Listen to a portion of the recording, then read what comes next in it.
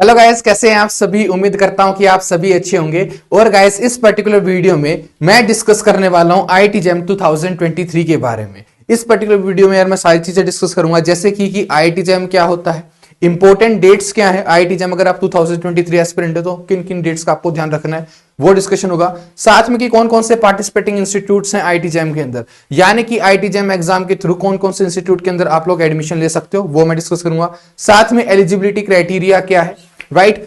यहां पर गाइस मैं बात करूंगा आईआईटी जैम फिजिक्स के लिए, क्योंकि यार इस चैनल के ऊपर, इस यूट्यूब चैनल के ऊपर आईआईटी जैम फिजिक्स की ऑडियंस है, तो मैं यहां पर सिर्फ फिजिक्स की बात करूंगा। अगर इन केस आप किसी और सब्जेक्ट के हो, यानी कि अगर आप किसी और सब्जेक्ट में एमएससी करना चाहते हो, तो फिर आप आईआईटी जैम की वेबसाइट पर जाकर के अपनी एलिजिबिलिटी चेक कर सकते हो, ठीक है। उसके बाद गाइस मैं डिस्कशन करूंगा कि आपको कब से प्रिपरेशन स्टार्ट करनी चाहिए, फिर एग्जाम पैटर्न क्या है। और गाइस, अगर आप आईआईटी जैम फिजिक्स के स्टूडेंट हो तो गाइस लास्ट में आप लोगों को न्यू बैच के बारे में इंफॉर्मेशन दूंगा जो प्रेप किट ऐप के ऊपर हो रहा है। लाइव क्लासेस होती हैं, काफी सारी डिटेल्स हैं, आपको लास्ट में मैं इस वीडियो के बता दूंगा। तो जो लोग इंटरेस्टेड हैं उस बैच की इंफॉर्मेशन जानने के लिए, तो लास्ट में जाकर भी डायरेक्टली वो देख सकते हैं। तो इन्हीं सभी चीजों के बारे में इस पर्टिकुलर वीडियो में मैं डिस्कस करने वाला हूं। इन केस गाइस, अगर आपको ये नहीं पता कि मैं कौन हूं, तो गाइस मेरा नाम है नितिन। मैंने अपनी बीएससी रामजस कॉलेज से की है, मैंने बीएससी फिजिक्स ऑनर्स किया है। उसके बाद गाइस मैंने अपनी एमएससी आईआईटी बॉम्बे से की है, और मैंने खुद से आईआईटी जैम गेट और सीएस नेट एग्जाम क्रैक की हुई है। और साथ में गाइस मेरे पास आईआईटी जैम कैटेगरी के अंदर 1 ईयर का टीचिंग एक्सपीरियंस भी है, राइट। और गाइस, अगर मैं बात करूं कि आईआईटी जैम एग्जाम क्या है,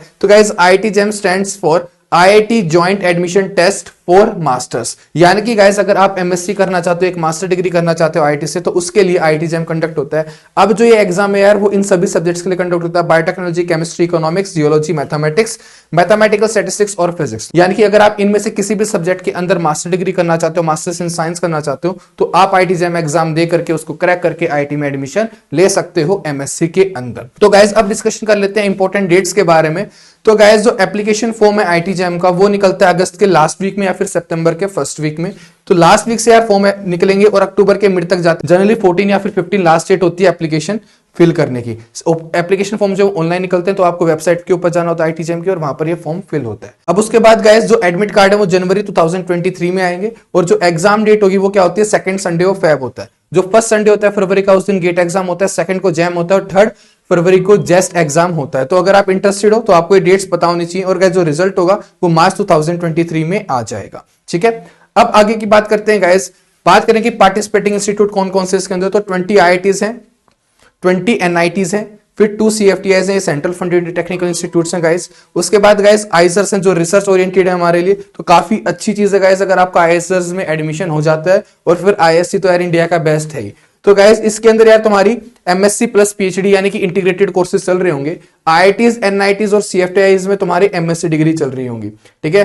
अब आईआईटीज के अंदर जो एडमिशन है वो तुम्हारा आईआईटी जैम की काउंसलिंग से हो जाएगा, और एनआईटीज और सीएफटीआईज में तुम्हारा जो एडमिशन है वो सीसीएमएनए काउंसलिंग होती है, वो आईआईटी जैम एग्जाम के बाद होती है। यानी कि जिन स्टूडेंट्स का आईआईटी जैम एग्जाम क्रैक होता है, उसके बाद सीसीएम काउंसलिंग के अंदर अप्लाई करना होता है, और उसके थ्रू एनआईटीज और सीएफटीआईज में एडमिशन होता है।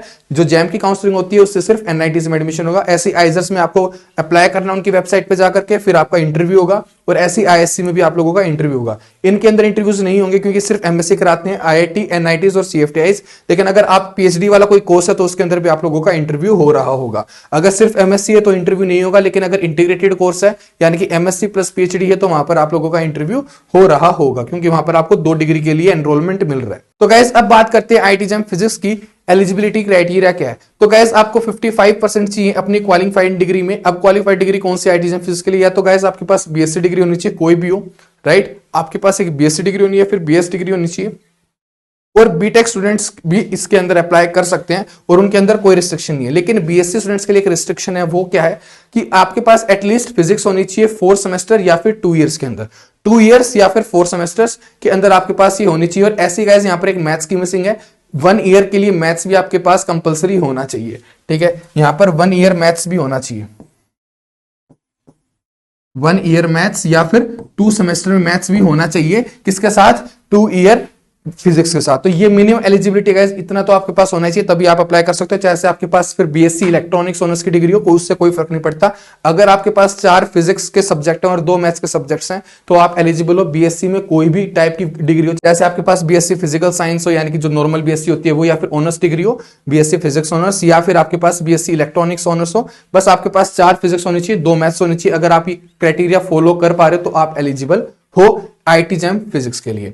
अब गाइस इसके आगे की बात करें कि प्रिपरेशन कब से स्टार्ट करनी चाहिए, राइट। तो गाइस तब आप ये डिसाइड कर लो कि मेरे को एमएससी करनी है आईआईटी से, तो आपको प्रिपरेशन स्टार्ट कर देनी चाहिए। तो गाइस अगर आप अभी सेकंड ईयर में तो आपको डेफिनेटली प्रिपरेशन अभी स्टार्ट कर देनी चाहिए, ठीक है, क्योंकि आपका नेक्स्ट ईयर फरवरी में ये एग्जाम हो रहा होगा और ये आपके लिए होता है, ठीक है। यानी कि जो अभी स्टूडेंट सेकंड ईयर में, जो अभी मार्च 2022 में अभी अपने सेकंड ईयर में, वो थर्ड ईयर में होंगे 2023 में, तो उन लोगों को एग्जाम देना होगा, वही है 2023 एस्पिरेंट्स। और गाइस इसकी प्रिपरेशन में 1 ईयर लग जाता है, जो इसका पूरा सिलेबस है उसको कवर करने में 1 ईयर लग जाता है।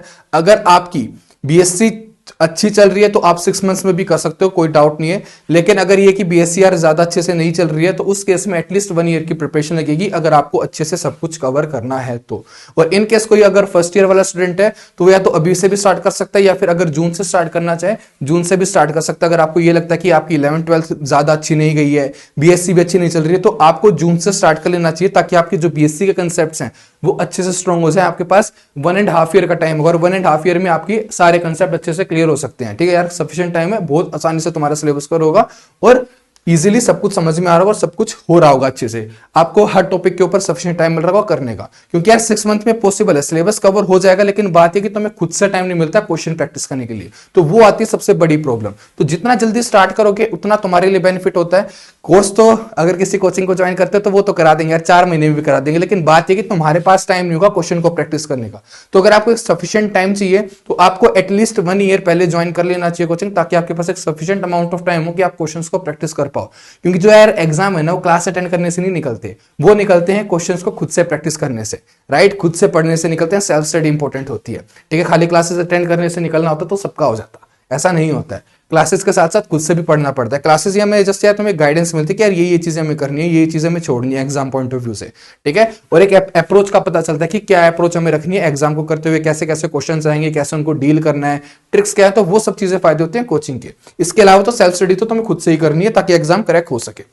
तो गाइज अभी आगे की बात करते हैं, एग्जाम पैटर्न की बात करते हैं। तो गाइज जो एग्जाम पैटर्न है वो क्या है कि 3 आवर का ही हमारा टेस्ट होता है, ठीक है। और इसके अंदर 3 सेक्शन होते हैं, section A, section B, section C. थोड़ा सा यार ये हिल चुका है, ठीक है, मतलब इसमें कन्वर्ट किया तो थोड़ा सा इधर उधर हुए, लेकिन सब कुछ समझ में आ रहा होगा। जो सेक्शन ए यार वो एमसीक्यू होता है, यानी कि मल्टीपल चॉइस क्वेश्चन होते हैं हमारे। इसमें से यार 4 ऑप्शन होते हैं, इनमें से एक ही हमारा ऑप्शन करेक्ट होता है।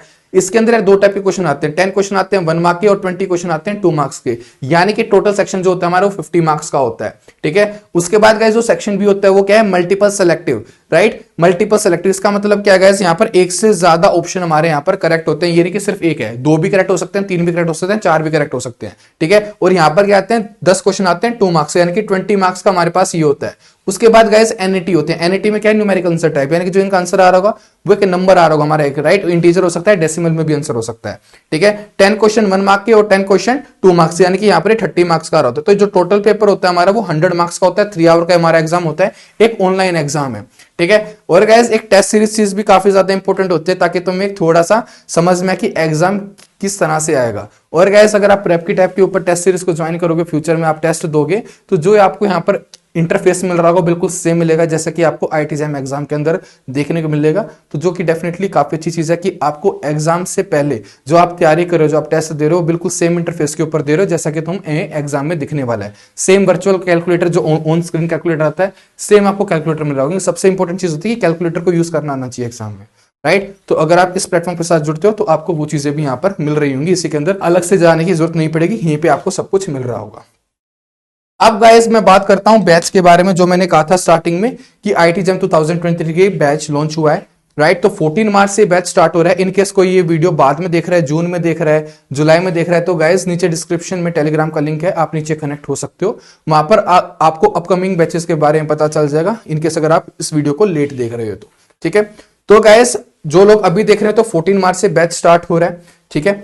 आप इसके अंदर एनरोल कर सकते हो और अपनी प्रिपरेशन को स्टार्ट कर सकते हो। इसके अंदर आप लोगों को क्या क्या मिल रहा होगा, इसके अंदर गाइस आप लोगों को मिल रहा होगा लाइव क्लासेस आपके पास होंगी, असाइनमेंट्स आपके पास होंगे, साथ में गाइस आपको रेगुलर टेस्ट भी मिल रहे होंगे। यानी कि जैसे हम एक टॉपिक को फिनिश करेंगे उसके बाद उसका रेगुलर टेस्ट हो रहा होगा, और जैसे सब्जेक्ट भी खत्म होगा तब एक सब्जेक्ट का बड़ा टेस्ट भी हो रहा होगा।